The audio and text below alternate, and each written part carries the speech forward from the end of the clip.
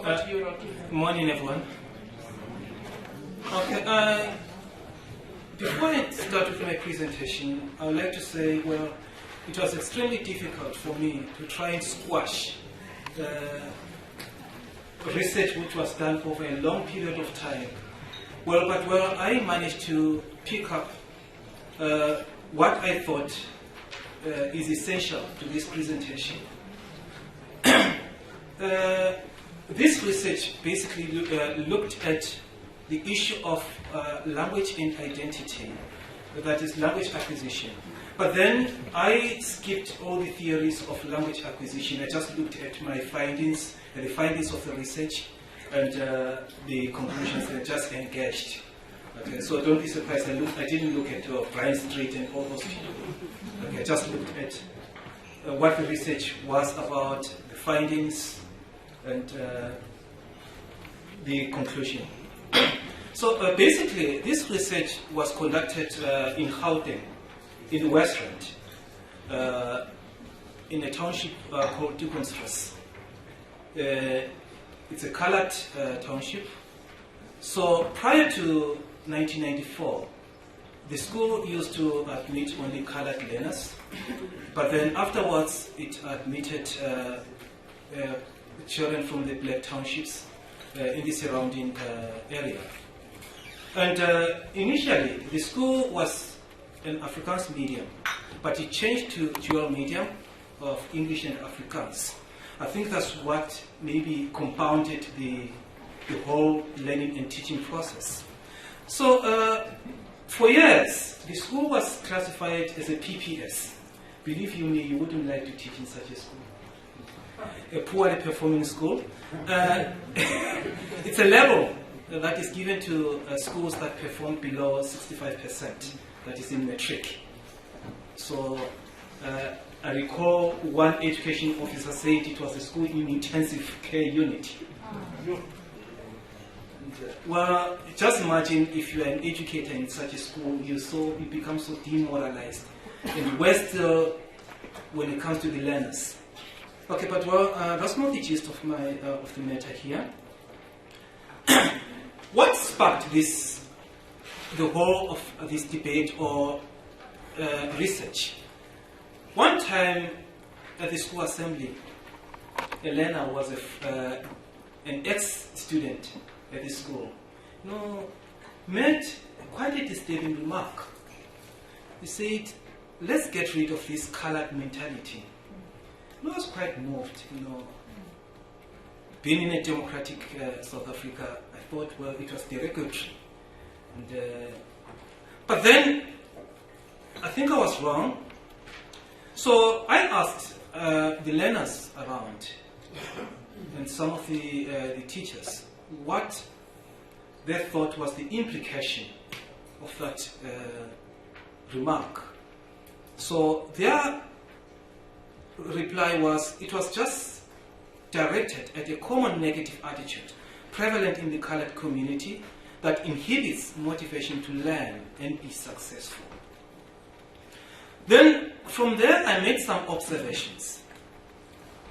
I observed that most of the learners, or some of the learners, generally struggled to learn English. I suspected that others resisted learning English as it presented them with a new culture of speaking, divorced from what they refer to be as their superior Afrikaans culture. That's why it's in quote there. Okay. It's just a perception that they had.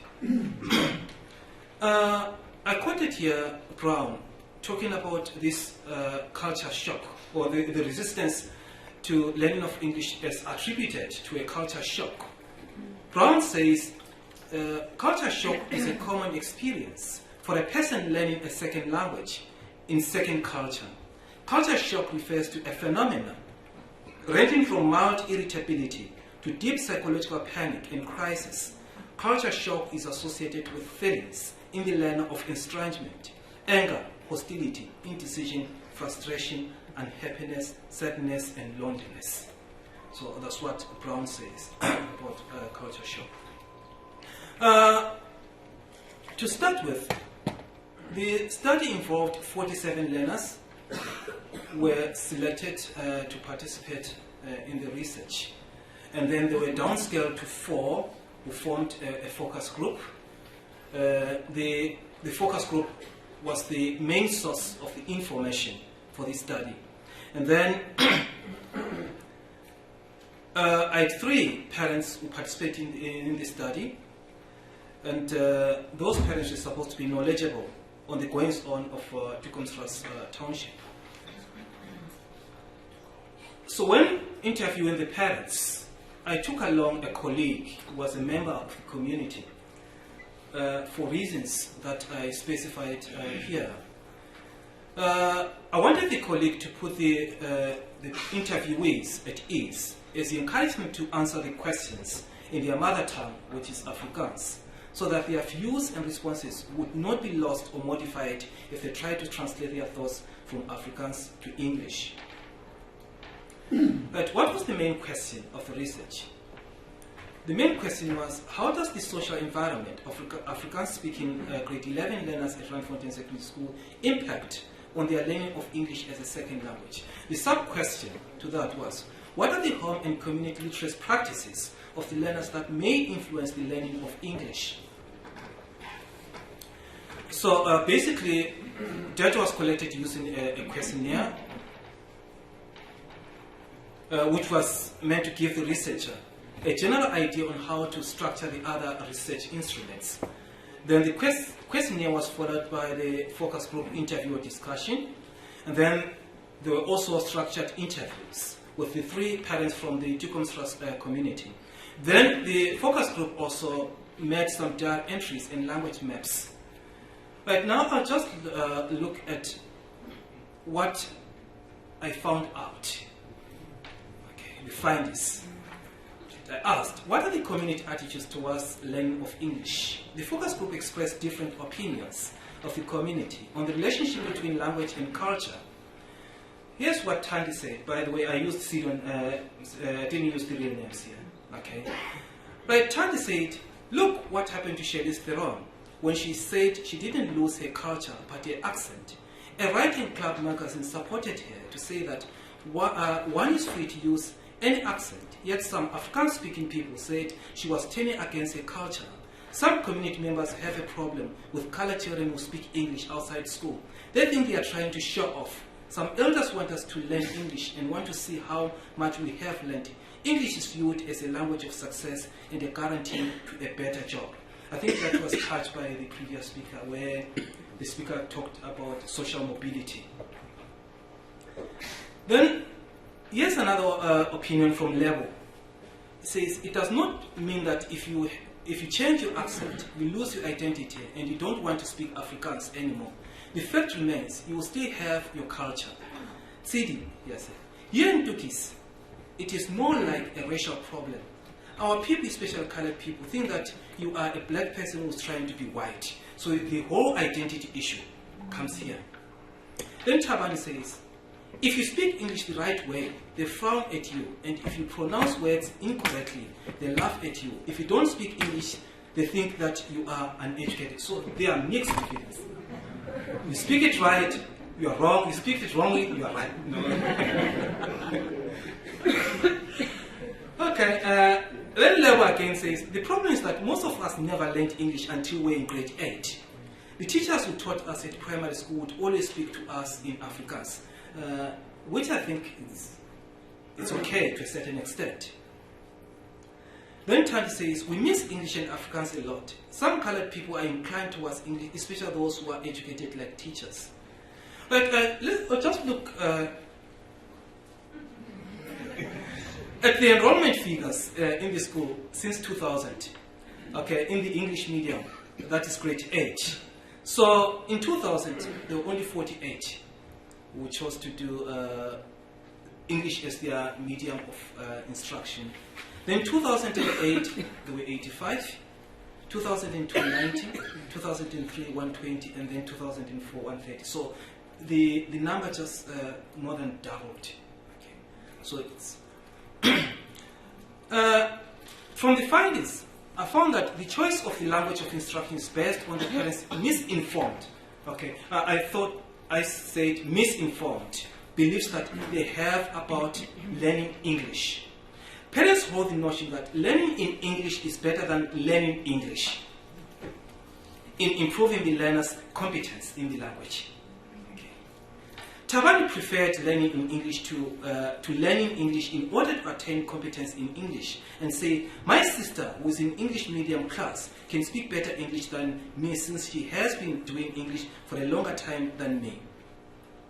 When Thabani considered to be better English, what Thabani considered to be better English of her sister may be caused by the fact that she has acquired basic communication skills. However, she may not possess cognitive academic proficiency, which may cause her to write the language at a context-reduced level.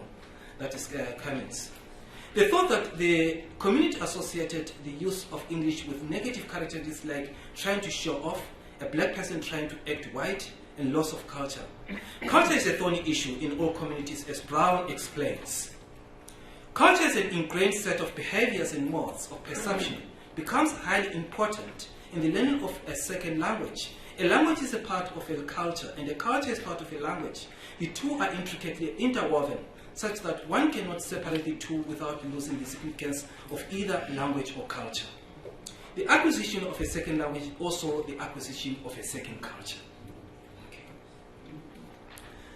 In a comparative study in the Cape District 6 by McCormick in 1986, she found that the images and values commonly associated with English and the associations that adults form and the choices they make may influence the children's preferences. When interviewing a group of respondents in the Cape District 6 in a study, McCormick obtained the following responses on the question of language preferences.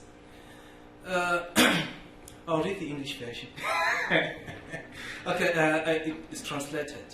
So Mrs. W says, I have nothing against Afrikaans. Look, I don't want my children to be like me. I want them to be better than me, right?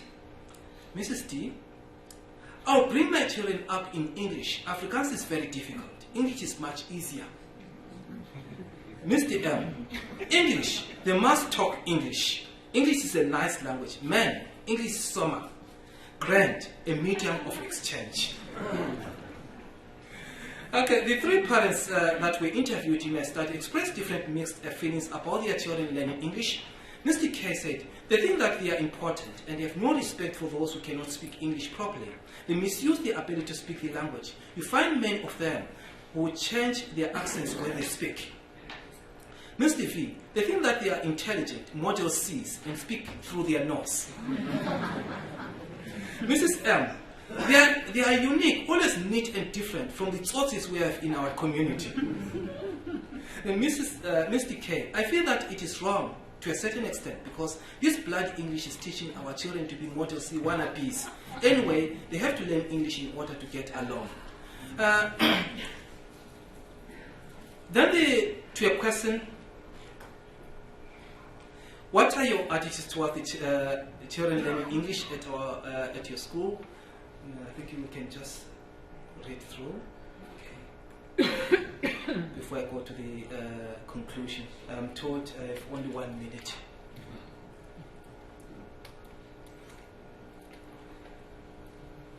Right. I'll just skip this and go to the conclusions. I'm sorry. But from the research, there were themes that emerged that suggest a correlation between the social environment and the learner's learning of English. Afrikaans is a dominant language in the community. The results of the language maps show that the subjects communicated mostly in Afrikaans with most people in the community, especially family members. The main language preferences in school literacy practices. In the school literacy practice, the learners preferred English. The learners preferred watching television and listening to the radio. These two forms of media have very little impact on the learning of English. Television is a receptive communication medium that does not actively engage the learners in the communication process. The radio stations that the learners preferred mainly use the urban lingua of Tsotsitaal, characterized with lots of colloquial words and code switching. I think the learners prefer such stations because the presenters do not follow the strict conventions of English grammar, which are difficult to the listeners and even the presenters themselves. From a theoretical linguistic perspective, it can be suggested that The poor levels of English proficiency may emanate from the fact that the learners may have acquired non-Afrikaans naturally, but they have not learned the proper grammar of standard Afrikaans to use as a base in order to contrast it with English grammar. The social practices such as listening to the radio and watching television seem not to enhance the learning of English. Okay. Right, the older members of the community have had little exposure to English in their secondary socialization, that is schooling, which might be the reason for their negative attitude towards English or their lack of interest in speaking the language. It would be naive to assume that in families where parents themselves have a poor English proficiency, they will engage in literary practices that foster the learning of English in their children. From an educational perspective, it can be concluded that a school is a reflection of the community that it serves. Okay, I conclude.